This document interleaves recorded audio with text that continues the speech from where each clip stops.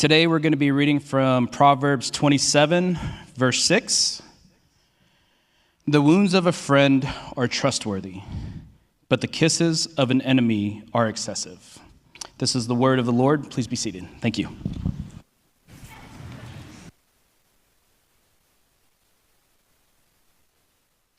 Well, good morning. My name is Avery, if I haven't gotten a chance to meet you. And if I have gotten the chance to meet you, it's still Avery. And it's great to see you, friends. Well, hey, I think every family, every person receives some generational wisdom that gets passed down to them through the generations. Such nuggets of wisdom like look both ways before crossing the road, don't touch a hot stove, don't eat yellow snow, right? These are just their universal truths. We don't really know where they came from. Somebody experienced them, learned a lesson, and just kind of passed it along. And we get to reap the benefit of that lesson. But I think there's another kind of wisdom that's a little weirder that also exists and gets passed down from generation to generation. And I think it's family wisdom. This is the kind of wisdom that usually it sounds a bit off or a little weird, especially to an outsider's ear. It might kind of sound or be worded like an inside joke to a family. It might be the kind of the product of a kind of a comedic tragedy or a lesson hard learned. But it also might be the kind of the product of just time with family together. And so one of these nuggets of wisdom in my family growing up that I heard repeated often that I'll share with you today is never trust Wendell Cornell. Never trust Wendell Cornell. Now maybe you're sitting here and you know Wendell Cornell. I do not. I don't know Wendell Cornell. I'm sure if you know him, I'm sure he's a lovely guy. But Wendell Cornell in my family was synonymous with don't trust a bad influence. And Wendell Cornell to my dad was my dad's middle school best friend and bad influence. And so growing up, I heard repeated often, never trust a Wendell Cornell. You just can't trust them.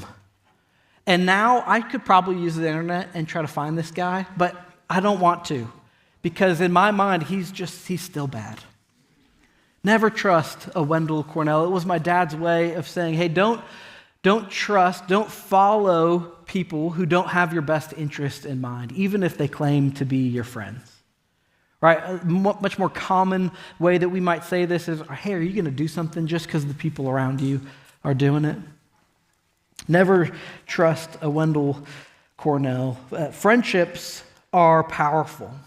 And they shape us. They're meant to shape us. Last week, Connor showed us in John 15 what a true friendship is supposed to look like. That it's self-sacrificing, that it's partnership in God's purpose. And he challenged us to consider, are you the kind of friend that you're looking for? Are you the kind of friend that you're looking for? And as we kind of continue on this week, my question would be, so what kind of friend should I be looking for? What kind of friend should I be looking for? What kind of friend should I try to be myself? And as T just read to us, Proverbs 27:6 says, the wounds of a friend are trustworthy, but the kisses of an enemy are excessive. All right, some translations say but an enemy multiplies kisses. This verse describes two very different relationships, friends and enemies. Right, there's a contrast at play, but there's also a surprise, or what's meant to be a little bit of a surprise for us in here, in that it's the wounds from a friend and the kisses from an enemy. And maybe like you just like your personal space, and so you're like, yeah, that's exactly how an enemy would attack me. Excessive kisses, no thank you. But that's not what this is saying. Right? The wounds are positive. This is backwards from what we are often we're trained to assume or to think about those close to us or those relationships in our lives. We think that an enemy would want to hurt me to make me feel uncomfortable and a friend should only put me at ease and affirm me. But Proverbs flips that and say, in fact, that's not always the case. In fact, if your friends only ever affirm you, then they're not great friends in the first place. A true friend, Proverbs tells us, is willing to risk relationship for your ultimate benefit, while an enemy just butters you up, tells you what you want to hear, just leaves you in complacency. No need to move out of, no need to kind of shift or correct or change in any way. The wound of a friend might be a hard or honest conversation, pointing out a blind spot in your life, confronting a pattern that you've started to make excuses for. It could be asking you questions that you'd rather avoid. And the kisses of an enemy might be hollow praise or flattery, avoidance of acknowledging an issue in your life, ignoring the drift into dangerous territory or a dangerous pattern that's starting to form in your life. One side leads to growth and the other leads to complacency. One side leads to protected character and the other side only protects our comfort. If this is what true friendship looks like, then it really matters who's close enough to us to have influence in our lives. Before you think this just gives us permission to be harsh or critical or blunt in the lives of people around us, this is describing someone who wisely uses their influence in someone's life to point that person to partner with God's purposes. This is exercising wisdom to help those around us understand how to live in God's world, God's way. A person who's unwilling to wound you with the truth isn't a great friend, but they may be acting more like an enemy. Proverbs describes a true friend as someone who cares more about your holiness than your happiness. Right? A true friend cares more about your holiness than your happiness. When someone cares about you and is willing to share something that could hurt or risk a relationship, it's time to listen up to that person and not push them away. Sometimes in a moment of conflict, a moment that creates shame and guilt, maybe a moment of a lapse in judgment or even real sin in our lives, we sometimes can kind of push people away from us. We can kind of step back. Maybe it's fear of feeling more shame, more guilt, but we can kind of push people away. And maybe you've heard it, maybe you've said it yourself. I already know what they're going to say. I already know what they're going to say. I don't need to hear it. But it's actually better for us to have heard it than to keep them away. Because sometimes what we do is we push ourselves away and we embrace what makes us comfortable. And now we've only learned to be comfortable in our sin rather than experience freedom from it. And the Bible is incredibly honest with us about what happens when the wrong voices get too close. It's really honest about what happens when we put a little too much stock. We let the wrong voices carry a little bit too much weight in our lives. 1 Corinthians 15:33 says, Do not be deceived. Bad company corrupts good morals. Do not be deceived. Bad company corrupts good morals. I've never just woken up with a shift in my convictions. I never one day was like, man, today I want to be a faithful husband to one wife, and I want to be a sober-minded. And the next day I wake up and just, you know what? My convictions changed. Today's the day. All of that's out the window. A new day for me, new convictions for me. That's just not how, that doesn't happen that way. Usually our convictions are shaped much more slowly. We spend time with people. They laugh at things, they tolerate things, they encourage, they praise, they avoid things, they normalize things. Most people's first time getting drunk, their first exposure to pornography, our first time experiencing with drugs or sexual sin or addiction, those things don't happen or start with a change in our convictions. Usually our convictions change later, sometimes even to justify the actions in the first place. Most of the time, those things, we're led into those things through relationships. Do not be deceived. Bad company corrupts good morals. Even with the best of intentions, the company you keep is stronger than the convictions you hold. That's what Proverbs tells us. That even with the best of intentions, the company we keep is stronger than the convictions we hold. And day by day, our convictions are being softened or strengthened by the closest people in our lives, for the good or bad. And it can be positive, right? I don't want to say it can't be, but the proverb here is warning of a danger that can corrupt. When you think things are good, when you think everything is going your way, nothing could go wrong, when your guard's down, it says, do not be deceived. It's deceitful. It's sneaky. It sneaks into our lives when our guard is down. Do not be deceived. Bad company corrupts good morals. You can buy a house, you can fix it up, restore it to a thing of beauty. You can throw a house party, but if you invite the wrong guests, they're going to leave the place a mess. My parents repeated the parable of Wendell Cornell to me again and again and again as a child because they saw that I was moving towards Wendell Cornells of my own. That I was hanging out with the wrong crowd, that they were influencing me, that I was making decisions impacted by the people I was with. So my parents they repeated the parable. Don't trust a Wendell Cornell. And I remember I looked at my parents and I said, hey, parents, don't you know Jesus hung out with tax collectors and sinners? Oh, I got them.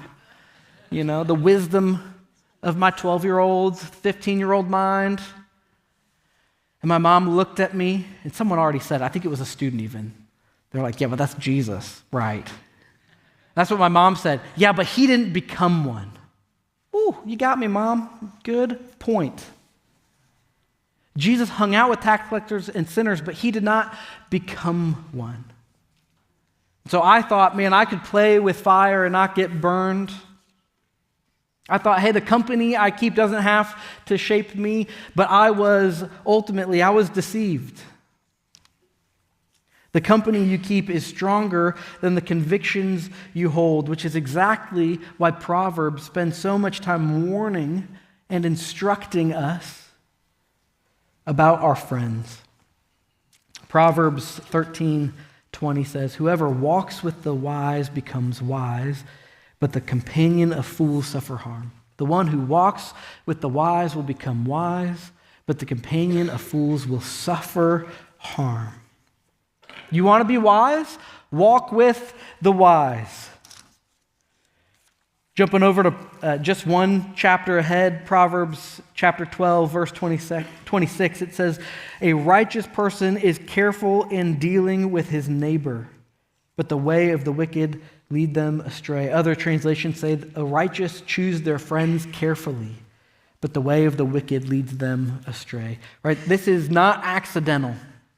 This isn't passive. This is pointing us to something we need to be intentional about.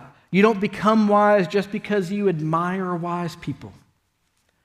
You don't become wise just because you occasionally chat with the wise. You become wise from walking with the wise. This is proximity and consistency. Walk with the wise, Get wise. Walk with the fool. What? Become a fool? No, it's stronger than that. Walk with the wise, become wise. Walk with the fool and what? Suffer harm. Get hurt.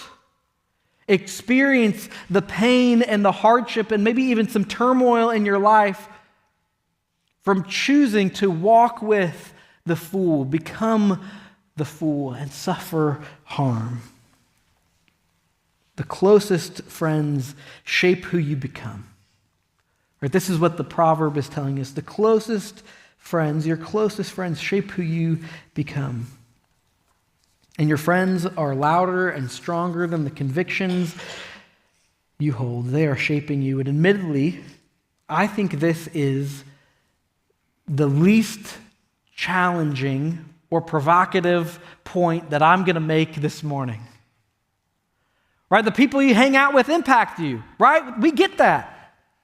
I mean, think about our dating culture. Right? When you're dating someone, it is a big milestone to meet their friends and their family. Why?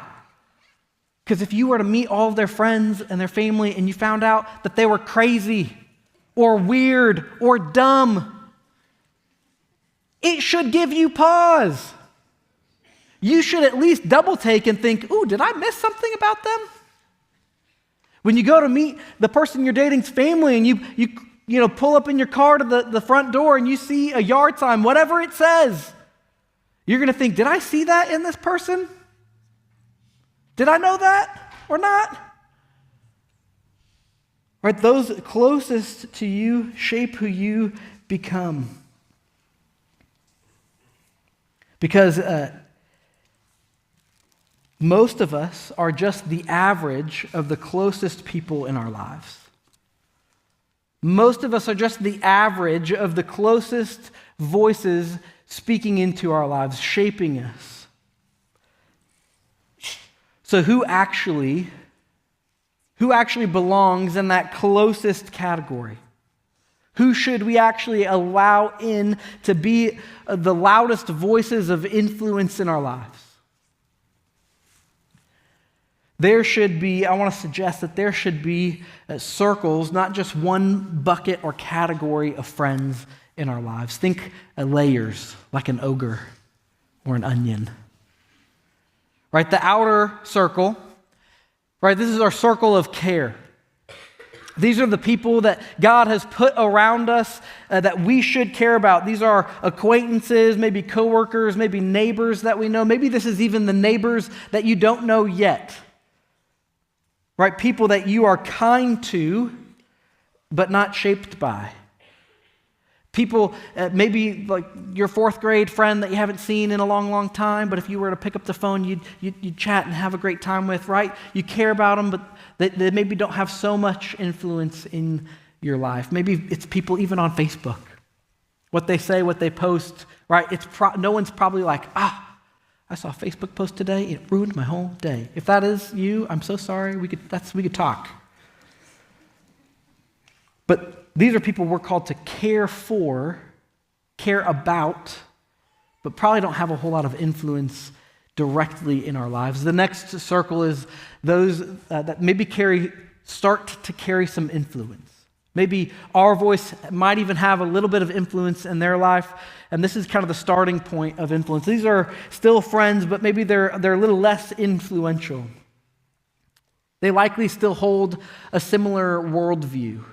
Right? This might be, like I said, this could be your fourth grade friend that moved away, but you guys still chat regularly and often. Right? But because of proximity, because of literal geographic distance, they may not be in the core, because the core is the highly trusted, the influential, those who you've given explicit access to your life. And even if you didn't give them access to speak in, they would see things, they would notice things, they would ask you questions. Who is that? Who's close enough to you to notice what's happening in your life? Over time, people can move in and out of these circles, right? That's normal and even healthy, right? As people move, as people's interests and hobbies and passions shift, As we go through different seasons and changes of life, right, people move in and out of different circles, some moving closer, some moving further away. Right? That's normal, but what's a problem is when the circles collapse all together and everyone gets inner circle voices into our lives. Because proximity leads to intimacy. The closer someone is to you relationally, the more they begin to shape you, the more they begin to shape what feels normal, the more they begin to shape what feels acceptable, what is acceptable, the more they begin to shape what you eventually justify or even defend.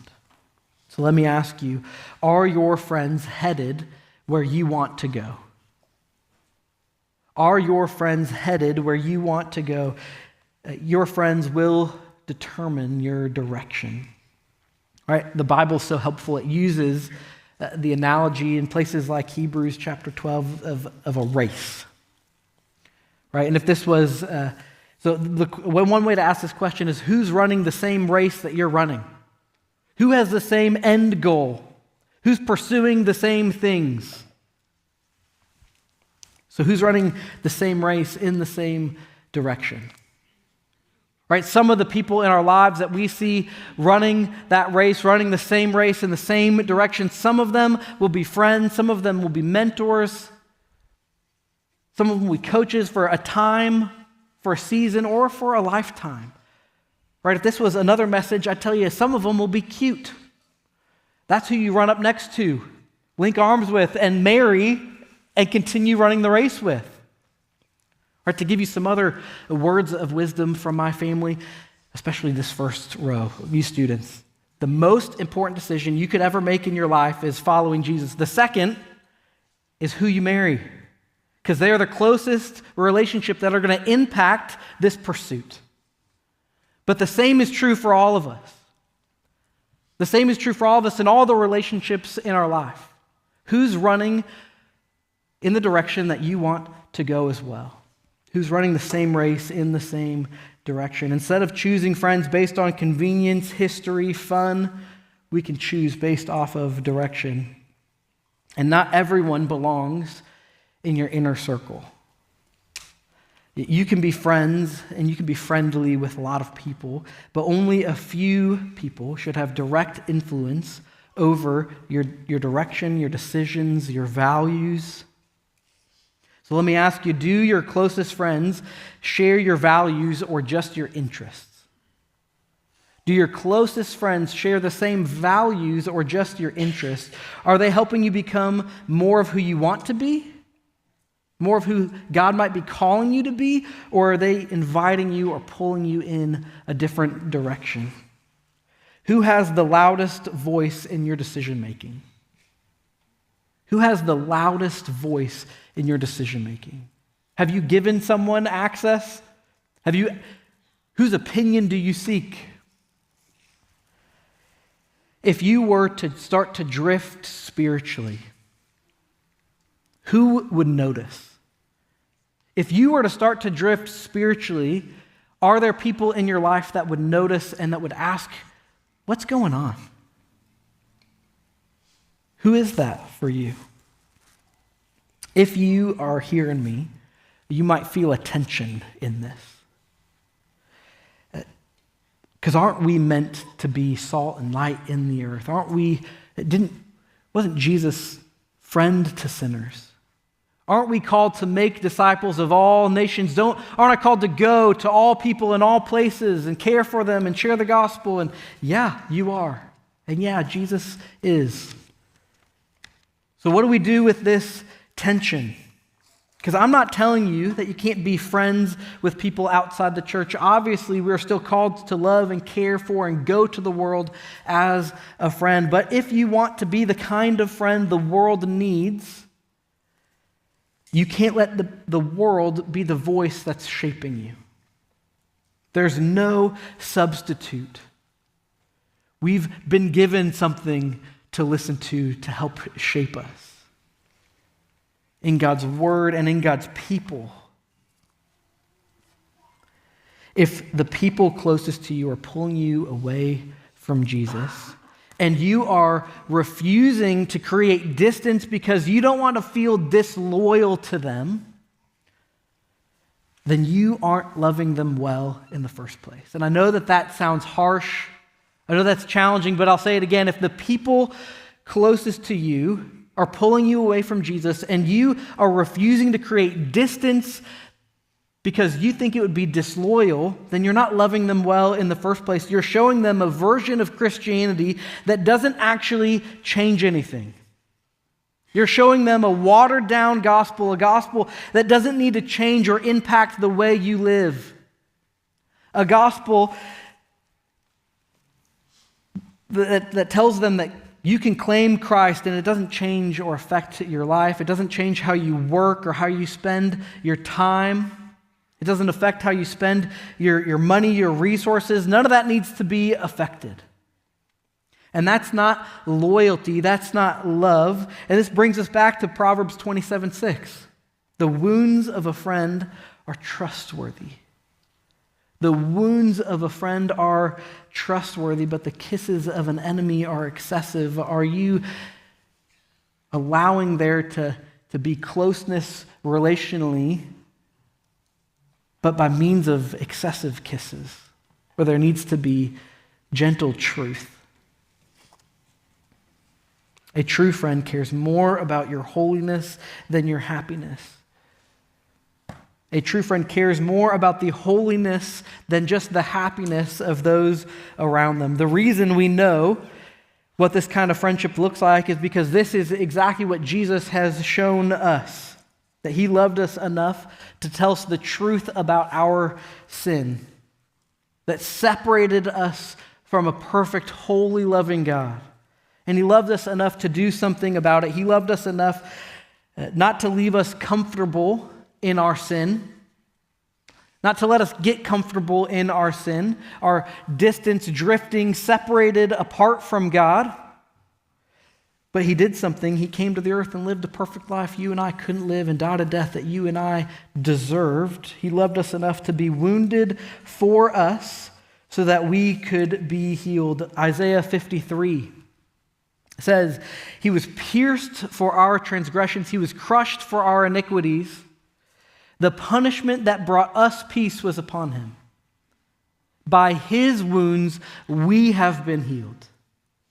By his wounds, we have been healed. On the cross, Jesus took the wounds that our sin deserved, the punishment for our sin that we deserved, so that we could be brought into relationship with him. So let me ask you, who has God placed in your life to help shape you into someone who actually follows him? Who has God put in your life to help shape you into someone who's actually following him? And is that who's currently shaping you? Or is there a change needed? Is there a different voice that you need to listen to? Is there a distance that needs to be created or a gap that needs to be closed? If you don't know where to start, this is why we have community groups. Not because we promise, hey, you need friends, and we've created the perfect group of friends for you where there will be no conflict. That's not the case. Someone who's in a community group laughed. I love that. Right?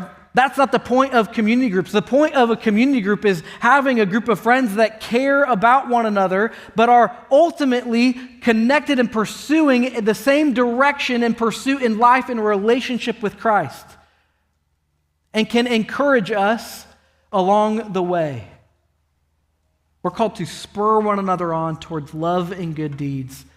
Spurs hurt. Not that I've ever been a horse. But they don't look comfortable. And that's the kind of friends we need in our lives that are willing to wound us so that we would see the ultimate goodness that God is inviting us into. So let me pray for you. Dear God, we love you and we thank you for who you are and what you have done for us. God, we pray that you would be the loudest voice in our lives.